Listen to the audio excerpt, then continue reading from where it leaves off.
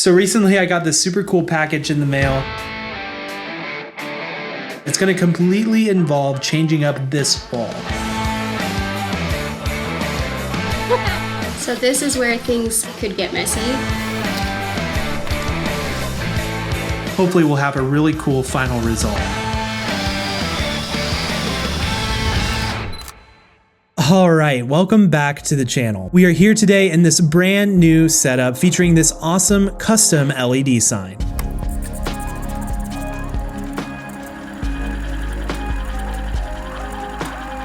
This is a super fun addition to the office and I'm absolutely stoked about it, so huge shout out to the team at Sketch and Etch for sending it over. It's been a little while since I've really changed up anything here in the studio space, and you know, I just recently have been feeling like I want to change it up and just kind of freshen it up a little bit.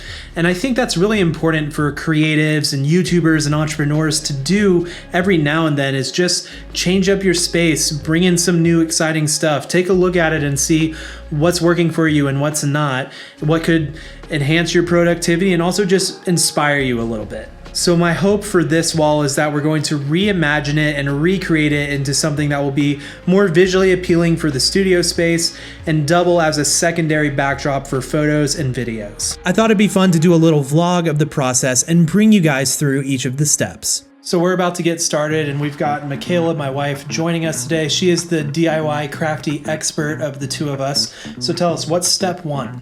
Step one is to take everything off the walls.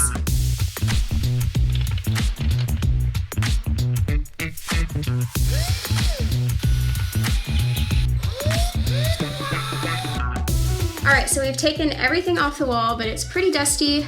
So what we're going to do next is just take a vacuum, take some sponges, clean it up a little bit so that when we patch the holes, that it's just a nice clean slate.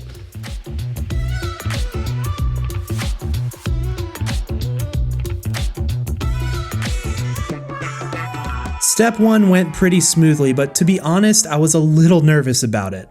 I think I'm just nervous about change. 3 years ago, when we moved into this space, we had our office set up in a very particular way for our workflow. At the time, we were shooting a lot of weddings, doing freelance, and running a social media agency. But ever since starting YouTube and now going full time with it, our workflow has completely shifted. And it's simply time for our workspace to shift with it. All right, so we have a couple of paint swatches on the wall right now. We've been testing out a couple of different colors, as you guys can see. We've been trying this shade called Iron Ore in both a satin and a matte, as well as matte black. And after trying the swatches, I've decided to go with matte black. Here's a quick tip about paint when it comes to designing your space for content. Matte finishes work very well.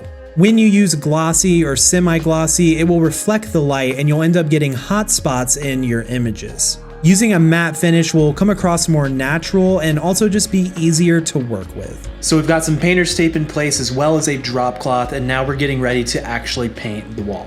Michaela's gonna do most of the edging because she's a lot better at being precise than I am. So I have a very steady hand. You think that I would be good and have a steady hand from filmmaking, but I'm really not the best. My hands are pretty shaky, so that's why I use monopods and gimbals all the time.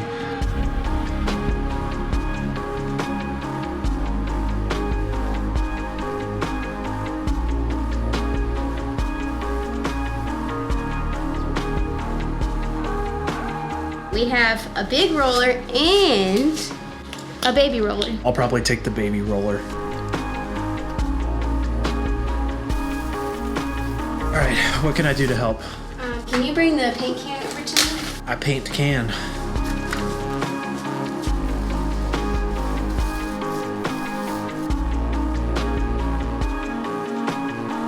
All right, we finished up the first coat. We're gonna let it dry overnight, come back in the morning and see if we need to do a second coat, and then we'll move on to the next step. Once the wall was painted, it was time to put the backdrop back on.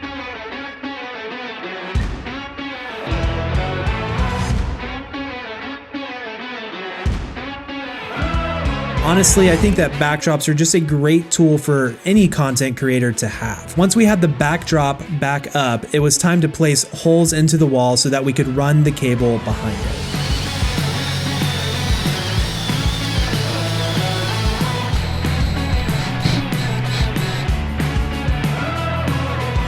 So we just used a wire fish to go down the wall to make sure that we could find the spot at the bottom where the hole is so that the cable can go all the way through the wall.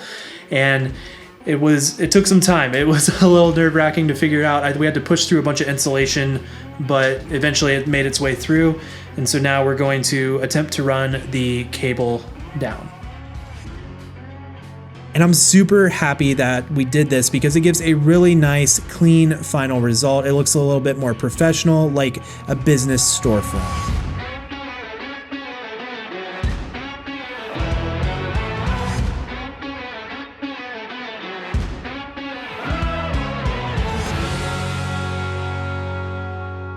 Now I know that custom LED signs can get pretty expensive, so I wanted to give you a cheaper alternative if you're planning to do something like this for your space. To learn some budget-friendly DIY lighting hacks, continue on to this video here. And as always, stay creative. Peace!